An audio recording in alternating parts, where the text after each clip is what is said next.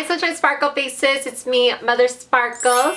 First off, I just want to say thank you so much from the bottom of my pink sparkly heart for all your love and support in my last video.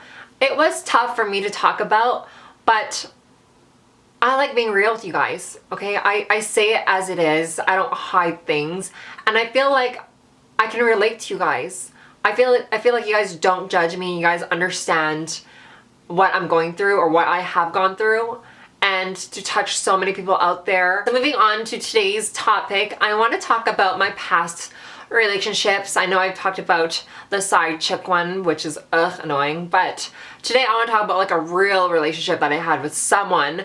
He was probably like my second boyfriend. I've only had like a handful of boyfriends, but anyways, this one totally screwed me over, and now I have trust issues. Like, I have major trust issues. Like, it's bad because I want to trust people. I want to walk out into the world and be very trusting of others, but people have done me so wrong where I'm like, I'm afraid to let new friends and new, you know, boyfriends or whatever, like new people in my life. It's just hard. I'm gonna take you guys back to high school when I was 16 years old. Keep in mind that being gay or being trans or the LGBT community in itself was such a taboo back then. Like, it was like rare if there was like a gay person in school. Do you know what I mean? And today it's just like mainstream. There's gay people, there's transgender people everywhere. But back then in high school, it was just like, okay, there's like, I don't know a gay person.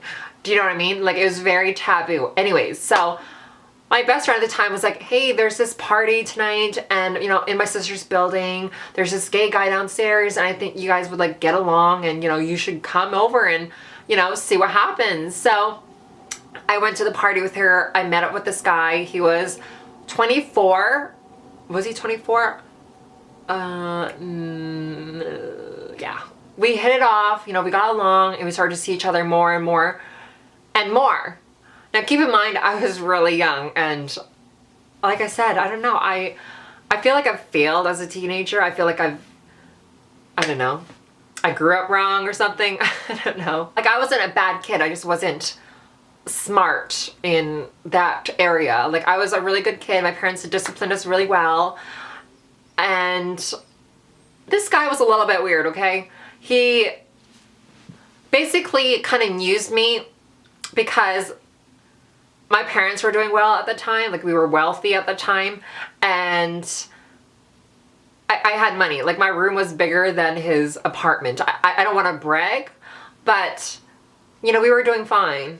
And he saw that, and he took that opportunity, and he kind of used me, okay? He would ask me to pay for his rent. He would ask me to pay for things like gas. He was the first person that was emotionally and physically abusive towards me. And it really damaged me. It damaged me a lot. I didn't know at the time that he was doing drugs. Like, I was 16. What are drugs, right? So I didn't know that until we broke up, and years later his roommate was like, hey, by the way, did you know that he was on drugs? I'm like, that explains all the crazy moments he had. Like, he'd bang his head against like the door. He would like throw things at me. Like, it was crazy, and I did not know that. Now it makes sense. Anyways, I was 16. I was so infatuated with love, and I was just so, I'm the type of partner, that type of person that would, if I'm dating someone, I would give them like 110%. Like, I will literally walk a mile to see you. Like, I'm that type of person, okay? I love to love. I love to date. But anyways, so there's this one night, I lived in Surrey at the time, okay? So, and he lived in New Westminster. So it was about like, you had to cross a bridge. I would say like 15, 17 minute drive. And I was in high school, and I had a car. Anyway, so he called me one night at like 12:30 in the morning. He's like, hey, I can't sleep. I really want some ice cream. Do you mind bringing me some ice cream? You know, Julie overcompensating. I drove my car on a school night. You know, the grocery store wasn't open, so I went to the gas station, and they didn't have the big carton of ice cream, but they had like a small bit of carton of ice cream. So I bought that, drove my little ass to his house, 1 a.m. on a school night, and I opened the door, and guess what he was doing? He was on the phone with his ex-boyfriend. Okay, and I was so upset. He didn't say sorry. He like took the ice cream and told me to leave. Like, he was just so, he was damaging to me. Oh my God, there was this one time where we got into a huge argument, and he was so angry, and I always told my friends, like, I felt like he was possessed by a demon. Like, I felt like the place was haunted. Like, in New Westminster, I'm like, there's a ghost in his house, because he kept acting so strange, and like, the look on his face was not him. Like, I'd always tell my friends, like, I think he's possessed. Like, every time he would talk to me, or every time we get an argument or something, like after he drinks or something, he gets crazy.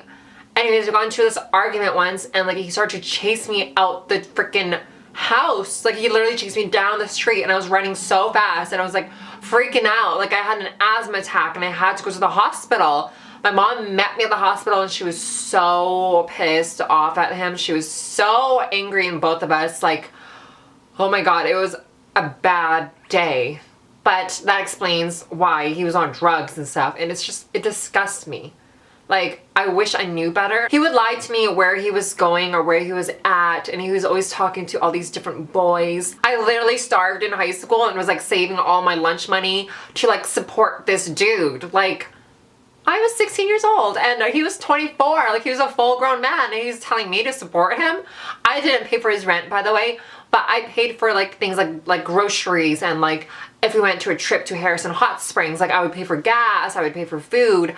And girl, like, let me tell you something, okay? Like, that's a red flag right there, okay? If someone loves you, they would never ask something of you, especially when you're a 24-year-old man asking a 16-year-old. Like, that's wrong, okay? I'm not saying don't support the one you love, but like, when you're asking too much, I don't think it's love, to be honest. Like, he would be working, and I would drive from Surrey to New West to walk his 2 dogs, okay? I'd come over, get the key under the mat, open the door, do his laundry, I would cook him meals, and I would walk his dogs, and I would just like, you know, every time I was finished, I would just lock the door and leave.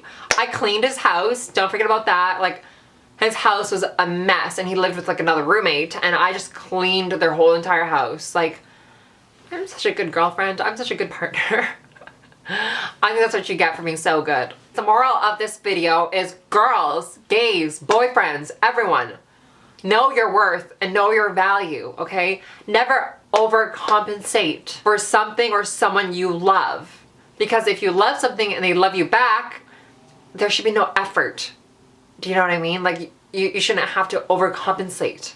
It should be equal love and equal attention. All right, and that was my mistake. I overcompensated so quickly. And when someone knows that you're like diving in 110%, they got you, honey. They're uninterested. They got you. All right, so you need to be like, yeah, maybe. Like, don't make him a 5-course meal on the first night, okay? Keep him wanting more. All right. Anyways, call me a loner or whatever you want, but I've been reading these books for years, and I still keep reading them every night. But it's Why Men Love Bitches and Why Men Marry Bitches, okay? This is not a sponsored video. They did not send me these copies of books. I bought them myself.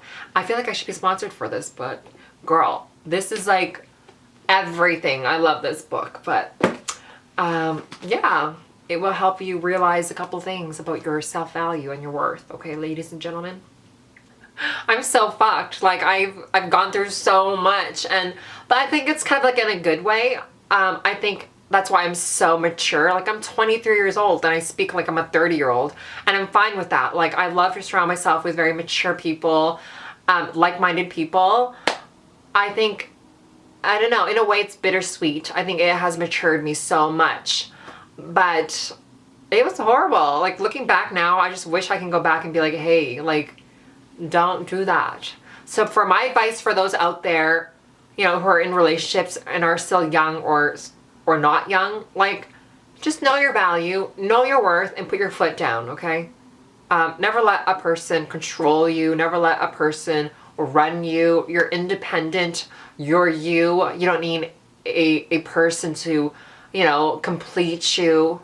All right? And if your relationship is not working out right now, it's not the end of the world. There's somebody out there for everyone, okay? And you might not see it right now because you're clouded and you're in this box. But once you're out of it and you see the world, you'll feel so much better, and you'll look back and be like, oh, thank God I left. Because there's somebody out there in the world that is looking for exactly what you have to offer.